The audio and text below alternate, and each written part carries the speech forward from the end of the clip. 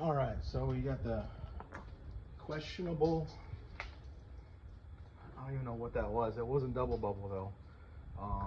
It's been sitting for days, and this is the end result. Yeah, it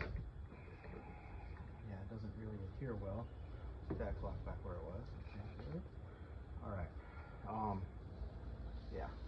So, Mid-America Motors, please put the double bubble back or some better epoxy. I got the solution right here,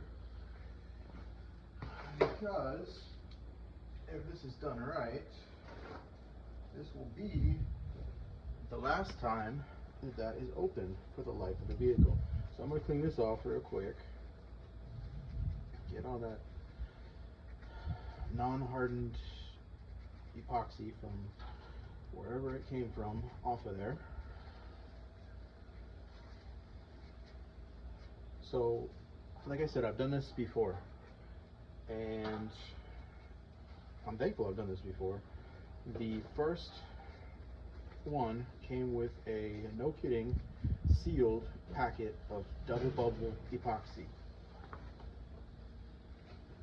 So, I know from dealing with them before that not only is their product good, but their product support is good. Good enough to garner the support of double bubble. But this, I don't know what this is, but it didn't harden or cure. It came in a packet. There was no other hardener or resin to add to it. I'm using alcohol wipes here to clean this up so that I got a good mating surface.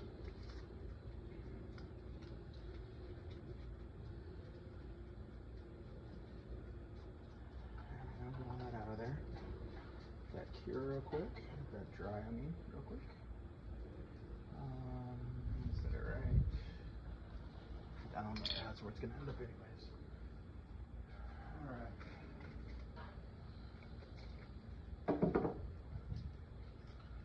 Now, I'm going to take this guy out of here, JB Weld. Wanted something with a decent cure, but nothing that's going to be like forever ever like the standard JB Weld. So, take this little guy right here, break him off, don't need him anymore. Inject that into, I'm using an old plastic reservoir that was bound for recycling anyways. Okay. Put him back down there so we don't, it actually does come with a nozzle if you want to be precise about it, but don't really need that. Alright, this guy is as dry as he's gonna get. We're gonna mix this up with a screwdriver because I don't have a Q-tip out here at the moment. Q-tip is usually my go-to. Usually cut the head off the Q-tip and let it rip. We're just gonna wash this off real good though. Okay, a little bit will do ya. Put that around the outside. Yeah, I need way too much epoxy, but that's okay. No, it's not gonna, it's a consumable, it's not gonna hurt. Waste a little bit.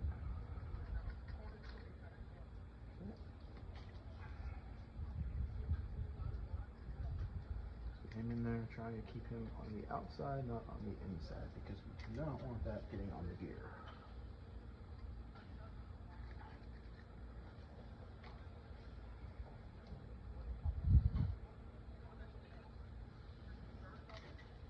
Alright, getting there. Almost done, bear with me a little bit more.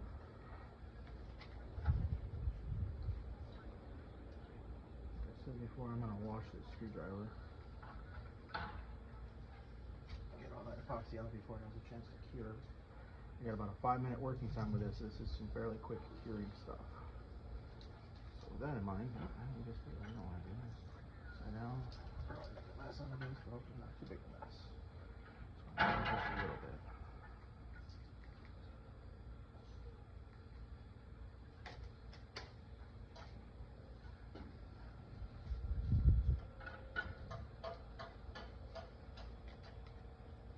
Alright, that looks what I want. Not too much clocked it up a little bit, not too much. That is still clocked in the right direction.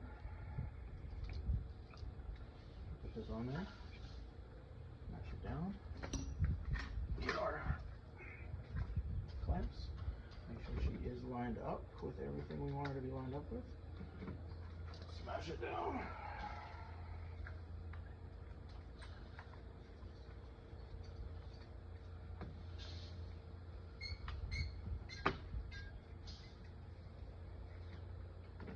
Clamp it down and revisit.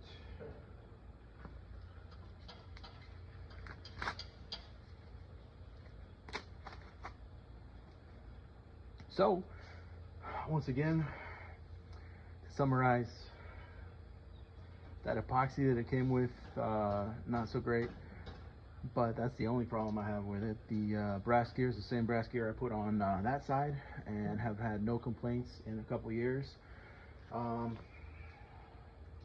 Yeah, just from the factory, you can kind of see this is chewed up here. It's old, it's a 2001. Missing teeth here. That's just the nature of plastic gears. They wear over time, and replace them with something better, like a brass gear. All right,